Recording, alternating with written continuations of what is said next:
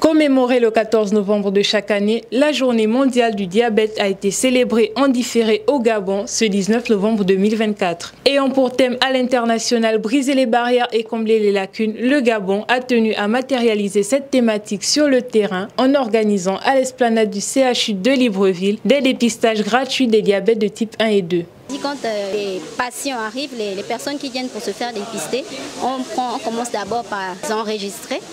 On les enregistre là-bas en prenant le poids, la taille, on prend le nom, on demande s'ils sont diabétiques connus ou ils sont tensionnaires connus, et après on les oriente ici au niveau des paramètres, prendre la glycémie et la tension.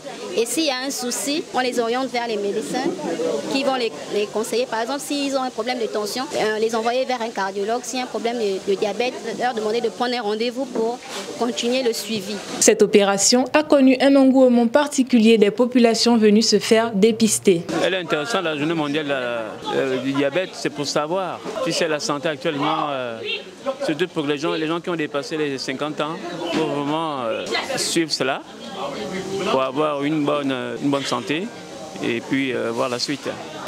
Ils sont contents, surtout pour ceux-là qui sortent de là sans souci, ils sont heureux. Et ceux qui ont découvert qu'ils avaient un souci, ils sont un peu tristes, mais on les encourage. Il y a des mesures d'accompagnement, comme on a dit, il y a les médecins qui sont à côté. Ils leur conseillent, par exemple, ceux qui ont des problèmes de tension, de voir un cardiologue. Ceux qui ont des problèmes de diabète, eux-mêmes, ils leur donnent les rendez-vous. On conseille aux gens de prendre soin d'eux, d'éviter de manger trop de sucre. C'est pas seulement le sucre, hein, dans les aliments, comme les accompagnements qu'on a, sont des sucres lents. Donc le manioc, le riz, donc d'essayer de voir la manière de manger, de faire attention aux féculents quand on mange, d'éviter aussi de manger, de consommer trop d'huile.